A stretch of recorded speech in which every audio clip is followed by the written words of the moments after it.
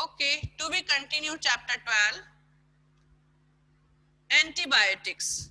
Bacteria are germs which spread several diseases such as tuberculosis, cholera, and typhoid. In 1928, Alexander Fleming, the Scottish scientist, discovered a drug called penicillin, which could prevent the growth of bacteria. Bacteria और germs की वजह से जो disease है, जो बीमारियां हैं, वो बहुत ज्यादा सेवरल यानी स्प्रेड बहुत ज्यादा फैलती है। जैसे कि ट्यूबरक्लोसिस हो गए, ये सब डिजीज के नेम है। Tuberculosis, cholera, typhoid. 1928 में अलेक्जेंडर फ्लेमिंग, जो कि साइंटिस्ट था, स्कॉटिश साइंटिस्ट था, उसने एक इन सभी डिजीज के लिए एक मेडिसिन का इन्वेंशन किया जिसका नाम था पेनिसिलिन, जो कि बैक्टीरिया की जो ग्रोथ है उसको डिस्ट्रॉय कर देता था। Later many other such drugs were discovered, they are called antibiotics. फिर धीरे धीरे जितने भी मेडिसिन है, मेडिसिन में क्या होती है, ड्रग्स वगैरह इन्वॉल्व होती है, वो क्या होती है, डिस्कवर होती है, और उनको क्या कहने लग गए, एंटीबायोटिक्स। आपने भी सुना होगा, कभी आप बीमार होते हो तो डॉक्टर जब आपको प्रिस्क्रिप्शन लिखता है तो जो मेन दवाई होती है जिस डिजीज की बीमारी, उसके साथ में एंटीबायोटिक लिखता है। एंटीबायोटिक इसलिए दी जाती है ताकि कोई भी जो डिजीज है वो जल्दी से जल्दी डिस्ट्रॉय हो जाए, यानी खत्म हो जाए, और आप जल्दी से जल्दी हेल्दी हो जाए और ठीक हो जाए, इसीलिए एंटीबायोटिक दी जाती है। एंटीबायोटिक क्या करता है, जो बैक्टीरिया है डिजीज का और जो जर्म्स है उसको डिस्ट्रॉय कर देता है, किल कर देता है उसको, इसलिए एंटीबायोटिक दी जाती है। वैक्सीनेशन। वैक्सीनेशन क्या है, the combination of antibiotics and vaccination made treating the disease more effective. ये इनका कॉम्बिनेशन है, एंटीबायोटिक और वैक्सीनेशन दोनों को मिक्स करके डिजीज को मारने के लिए इफेक्ट किया जाता है।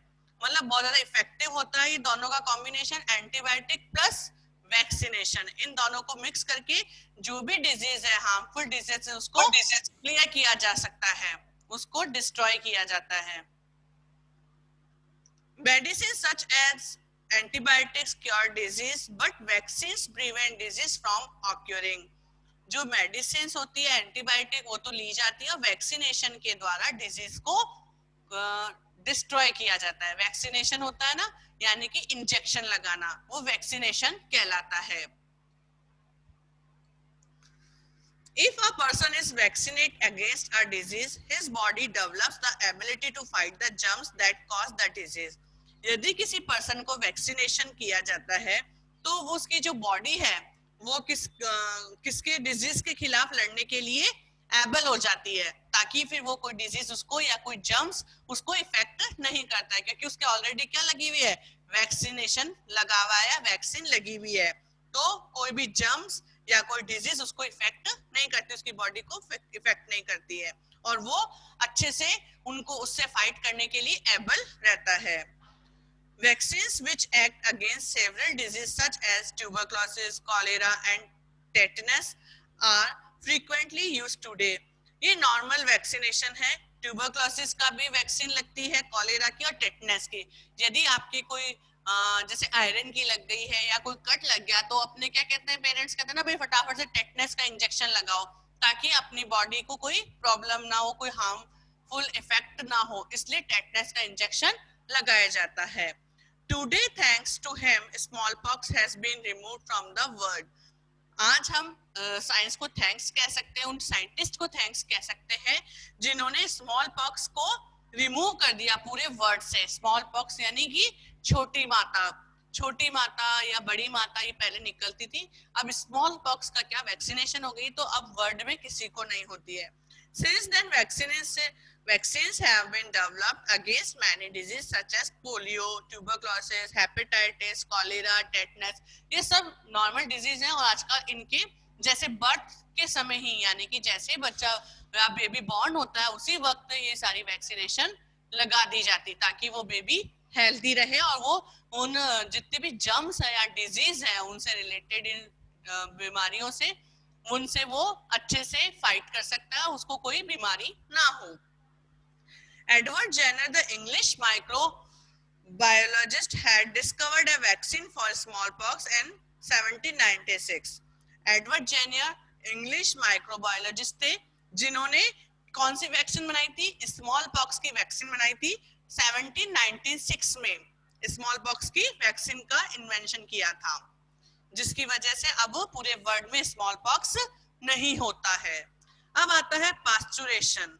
Louis Pasteur a Frenchman studies the causes of disease. Louis Pasteur एक पर्सन था जो कि फ्रेंच का था, फ्रांस का था। उसने स्टडी करी किसके ऊपर? इस डिजीज के ऊपर क्या कारण है।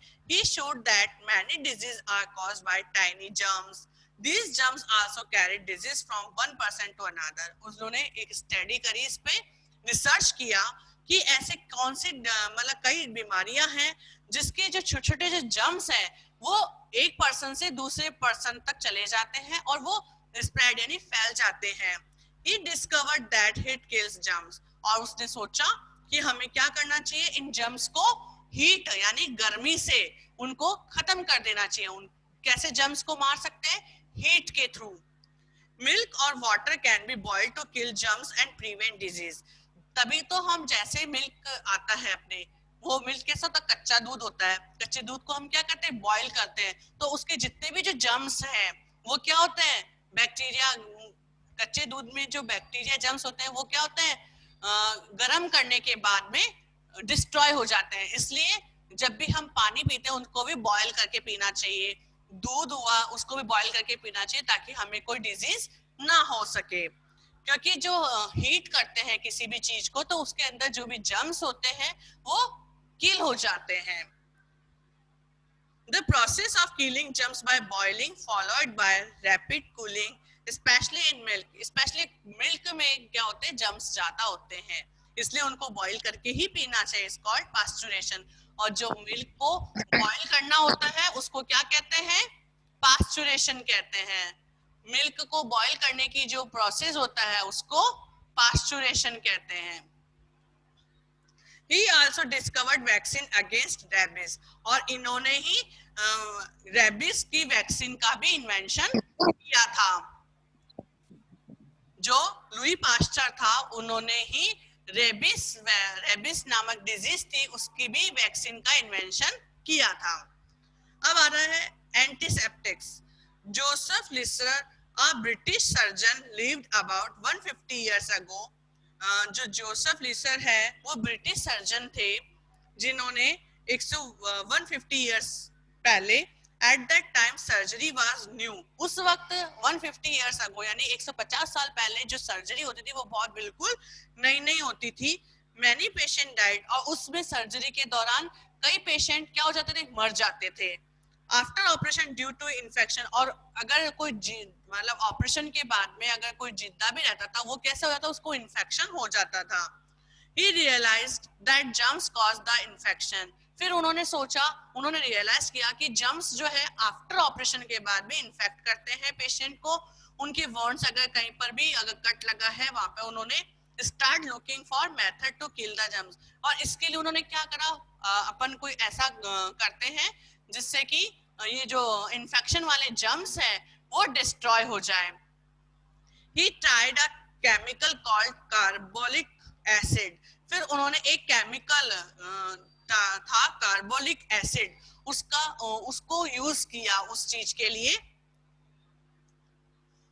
He sprayed carbolic acid in the air, washed his hands, instruments and the patient skin with it before performing an operation. और जो कार्बोलिक एसिड था उसका जो स्प्रे एयर जो उसको कहाँ छिड़कते थे? उससे हाथ भी धोते थे। एयर यानी पूरे जहाँ पर ऑपरेशन थिएटर वहां पर छिड़कते थे। इंस्ट्रूमेंट जो इंस्ट्रूमेंट यूज करते हैं ऑपरेशन के टाइम में तो वो उसका उस पे भी उसको एसिड से उसका स्प्रे करते थे। और पेशेंट की स्किन जहां से उसका ऑपरेशन किया गया उस स्किन पर वो स्प्रे करते थे उस एसिड से, ताकि उसको कोई इन्फेक्शन ना हो और वो ठीक हो जाए और वो जो जितने भी जर्म्स हैं वो सारे डिस्ट्रॉय हो जाए। The casualty due to infections came down, और इसी वजह से जो कैजुअलिटी होता है एक वार्ड का नाम है वो उसमें इन्फेक्शन ना आए, इसलिए ये सब चीजों का स्प्रे किया जाता था। Joseph Lister had discovered the first antiseptic, a chemical that kills germs। और ये जोसेफ लेसर था, वो फर्स्ट टाइम, वो फर्स्ट ही पर्सन था जिसने डिस्कवर किया था एंटीसेप्टिक केमिकल का, ताकि कि वो सारे जो जितने भी जर्म्स हैं वो सारे किल्स हो जाए। Today the most dreaded disease is AIDS. सबसे ज्यादा कॉमनली आजकल एड्स के बारे में सुना होगा आपने। ये एक वायरस के थ्रू फैलता है, और जो इसका वायरस का नेम है वो एचआईवी होता है। एचआईवी पॉजिटिव को एड्स होता है। अब इसके ऊपर पे रिसर्च की जा रही है ताकि इसकी मेडिसिन का इन्वेंशन हो सके। A lot of research is going on all over the world to find a vaccine against AIDS। और इसके खिलाफ मतलब एड्स के खिलाफ एक कानून चल रहा है, मतलब उन्मूलन चल रहा है, ताकि इसकी कोई वैक्सीन तैयार हो सके, ताकि ये जो बीमारी है ये भी वर्ल्ड से डिस्ट्रॉय हो जाए। But so far no effective vaccine has been found. परंतु अभी तक कोई परफेक्टली वैक्सीन इसके लिए तैयार नहीं हो पाई है, मतलब रिसर्च चल रही है। जैसे अभी भी कोरोना की भी वैक्सीन के लिए रिसर्च चल रही है ना, सब कह रहे हैं वैक्सीन आ गई है, वैक्सीन आ गई, पर लेकिन अभी रिसर्च चल रही है। पर्टिकुलर कोई ऐसी वैक्सीन नहीं आई जो कोरोना के जो वायरस है या कोरोना से संबंधित जितनी भी चीज है उसको डिस्ट्रॉय कर सके। Okay, thank you. I hope understand your chapter.